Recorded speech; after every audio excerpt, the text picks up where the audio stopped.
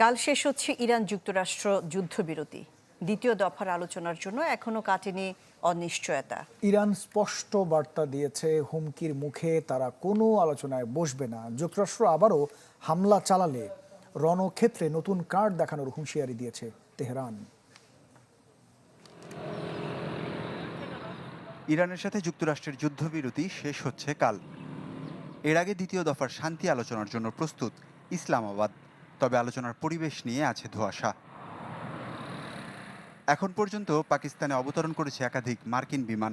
বলা হচ্ছে আলোচনায় অংশ নিতেই বিমানগুলোতে ইসলামাবাদে পৌঁছেছেন মার্কিন প্রতিনিধিরা।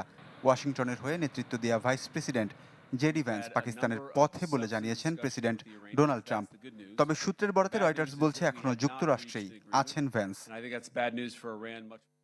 এখন পর্যন্ত দ্বিতীয় দফার আলোচনায় অংশ নেওয়ার কোনো আভাস দেয়নি তেহরান। হুমকির মুখে কোনো বৈঠকে বসতে রাজি নয় ইরান। আবার যুদ্ধ শুরু হলে প্রতিপক্ষের বিরুদ্ধে নতুন কৌশল দেখানোর হুঁশিয়ারি দিয়েছেন পার্লামেন্টারি স্পিকার বাঘের গালিবাফ। এর আগে পাকিস্তানের মধ্যস্থতায় সম্ভাব্য বৈঠকে ইরান সমঝোতায় আসবে বলে আশা প্রকাশ করেছেন ডোনাল্ড ট্রাম্প। আর আলোচনায় না বসলে চরম পরিণতির হুঁশিয়ারি দিয়েছেন মার্কিন প্রেসিডেন্ট। এমন দোলাচলের মাঝেই হরমুজ প্রণালী নিয়ে কৌশলী পদক্ষেপ নিচ্ছে দুপক্ষই।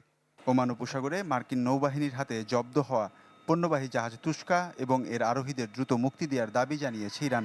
এই ঘটনাকে আন্তর্জাতিক আইনের চরম লঙ্ঘন হিসেবে উল্লেখ করেছে দেশটি। প্রতিরোধে ওমান উপসাগরে মার্কিন সামরিক জাহাজ নিশানা করে ড্রোন হামলা চালিয়েছে তেহরান।